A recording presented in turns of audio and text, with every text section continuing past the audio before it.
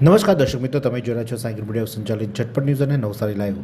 દિવસભરની ઘટનાઓથી અવગત કરાવતા બુલેટિન ઝટપટમાં જુઓ આજના સમાચાર.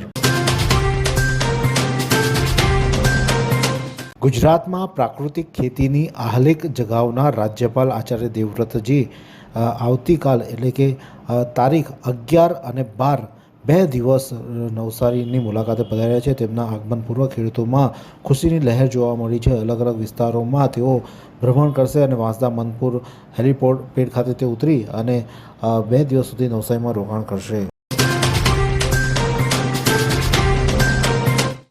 નવસારીના વિકાસને નવી ગતિ મળી રહી છે. રેલવે સ્ટેશન વિસ્તારમાં 1.80 કરોડના ખર્ચે હાઈટેક સિટી બસ સ્પોટનું નિર્માણ થઈ રહ્યું છે.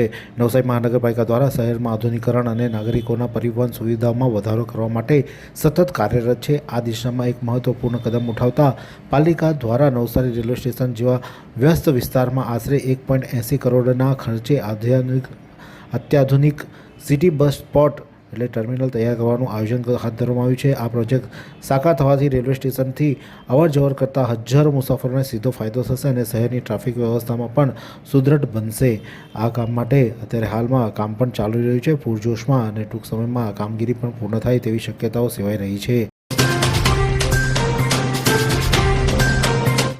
મેરા યુવા ભારત નવસારી દ્વારા વિકસિત ગુજરાત યુથ પાર્લામેન્ટનું સફળ આયોજન કરવામાં આવ્યું. ભારત સરકારના રમતગમત અને યુવા બાબતે મંત્રાલયના મેરા યુવા ભારત નવસારી દ્વારા ભક્તાશ્રમ સ્કૂલ ખાતે વિકસિત ભારત યુથ પાર્લામેન્ટ કાર્યક્રમનું આયોજન કરવામાં આવ્યું હતું. કાર્યક્રમનો મુખ્ય ઉદ્દેશ્ય યુવાનોમાં લોકશાહી મૂલ્યો પ્રત્યે જાગૃતિ લાવવાનો અને દેશના વિકાસમાં તેમની સક્રિય ભાગીદારી વધારવાનો હતો. માતા સાવિત્રીબાઈ ફૂલે અને મહાત્મા જ્યોતિરાવ ફૂલેની પ્રતિમા નવસારી શહેરમાં મૂકવા અને ભારત રત્ન એવોર્ડથી સન્માનિત કરવા બાબતે આજે નવસારીના કલેક્ટર સહિતને આવેદનપત્ર પાઠવવામાં આવ્યું હતું. 10/3/2026ના રોજ ભારતીય પ્રથમ મહિલા શિક્ષક અને મહિલાઓના ઉદ્ધારક માતા સાવિત્રીબાઈ ફૂલેનો જન્મદિવસ છે અને માતા સાવિત્રીબાઈ ફૂલે અને મહાત્મા જ્યોતિરાવ ફૂલેનું ભારતીય સમાજમાં મહિલાઓ અને કચડાયેલા વર્ગના ઉત્થાન માટે સૌથી મોટું યોગદાન રહ્યું છે અને સામાજિક ક્રાંતિના પ્રણેતાઓ છે. જેથી માતા સાવિત્રીબાઈ ફૂલે અને મહાત્મા જ્યોતિરાવ ફૂલેની પ્રતિમા નવસારી શહેરમાં મૂકી શહેરની મહિલાઓ અને કચડાયેલા વર્ગ માટે આભારી બનવા માટેનું આવેદનપત્ર નવસારીના પરેશભાઈ વાટવેચા દ્વારા એડવોકેટ દ્વારા કલેક્ટરને આપવામાં આવ્યું હતું.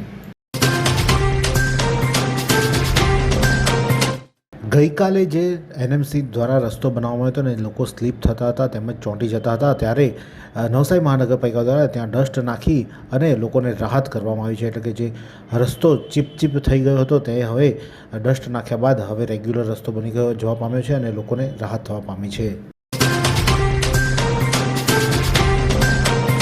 ચીખલી તાલુકા પંચાયતનું આગામી નાણાકીય વર્ષ 2026-27નું અંદાજપત્ર મંજૂર કરવામાં આવ્યું. ચીખલી તાલુકા પંચાયતના પ્રમુખ રાકેશ પટેલની અધ્યક્ષતામાં ટીડીઓ ભાવનાબેન યાદવની ઉપસ્થિતિમાં યોજાયેલા તાલુકા પંચાયતની સામાન્ય સભામાં મંજૂરી માટે રજૂ કરાયેલું આગામી નાણાકીય વર્ષ 2025-26-27ના 9.68 કરોડના અંદાજપત્રને રજૂ કરતા આ અંદાજપત્રને મંજૂર કરાયું હતું.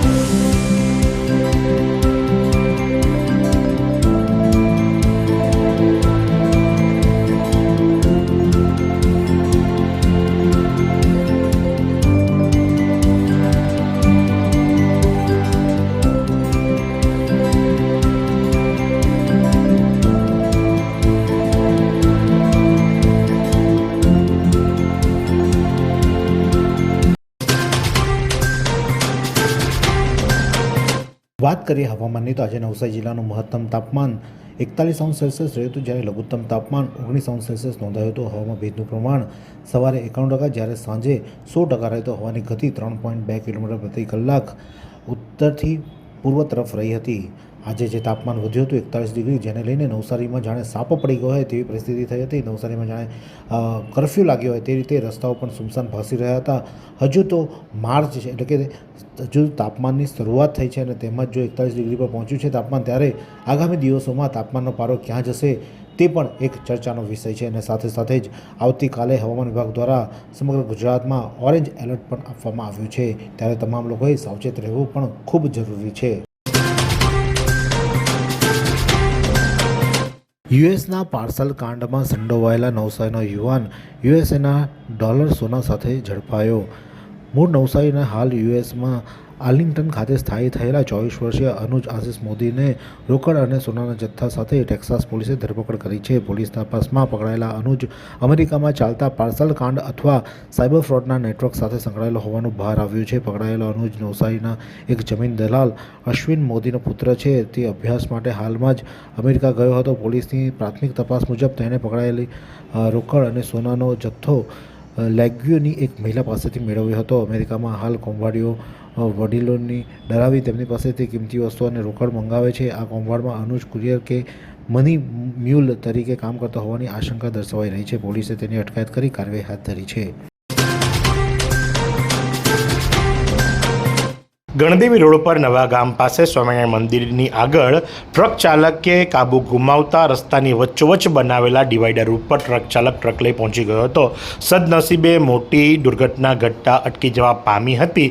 કયા કારણોસર ટ્રક ચાલકે ટ્રક પરથી કાબુ ગુમાવ્યો અને રસ્તાની વચ્ચોવચ્ચ આવેલા ડિવાઈડર ઉપર ટ્રક ચડાવી દીધી એ તો તપાસ બાદ જ માલુમ પડશે, પણ મોટી દુર્ઘટના ઘટતા અટકી જવા પામી છે. આમ પણ આ રસ્તા ઉપર ભૂતકાળની અંદર ઘણા અકસ્માતો સર્જાયા છે અને લોકોએ પોતાના જીવ ગુમાવ્યા છે.